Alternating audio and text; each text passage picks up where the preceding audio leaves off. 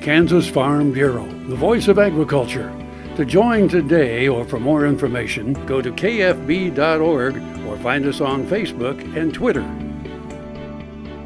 Good morning and welcome to Farm Factor on Ag Aim in Kansas. I'm your host, Conrad Cabus. International trade with agriculture in other countries has been a hot topic the world over, and considering the fact that Kansas is a large production state, it affects us immensely. The 2015 Kansas Farm Bureau Commodity Conference and Ag Advisory Committee meeting was recently held in Manhattan, Kansas for local county and statewide representatives of the Kansas Farm Bureau. Farmers, ranchers, and members gathered to discuss trade concerns that impact farmers and those working in ag. Well, I'm here in Manhattan, Kansas, to talk to the Kansas Farm Bureau Commodity Conference on several trade issues.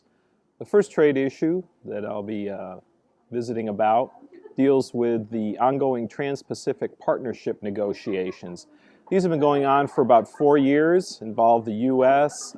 With several of our Pacific trading partners, including Japan, Australia, New Zealand, and also including countries on this side of the Pacific, Canada, Mexico, Chile, and Peru. Those talks have been engaged primarily with Japan and dealing with a lot of their agricultural tariffs. Japan has traditionally had very high tariffs. They try to limit imports, and we're working with them to try to get those lowered and improve access for U.S. agricultural products. The main products of contention have been beef and pork. Now, we do already sell beef and pork to Japan, but they do have high tariff rates, and we think we'd be much more competitive, would have greater market access if we can get those tariffs lowered.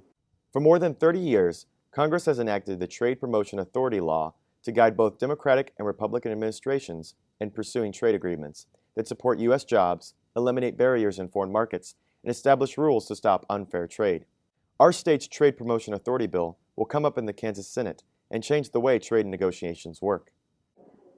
Also, an important issue and a piece of legislation we're waiting on, should come out any time, is the Trade Promotion Authority bill. What this legislation does is that when there is a trade agreement presented to Congress, Congress will change its usual procedures and will not be able to offer amendments, but will only vote the measure up or down. What this has shown in the past is that other countries are really not willing to make their best offers to conclude a trade negotiation with the United States if it means that the agreement may be changed in Congress and will have to be renegotiated. Any changes would have to go back and be the subject of further negotiation. So Congress in the past has approved Trade Promotion Authority, realized that this mechanism is important to get a good trade agreement, and it's a piece of legislation that we think will be introduced, that we're very much in favor for at Farm Bureau, and we're really working to get it passed this spring.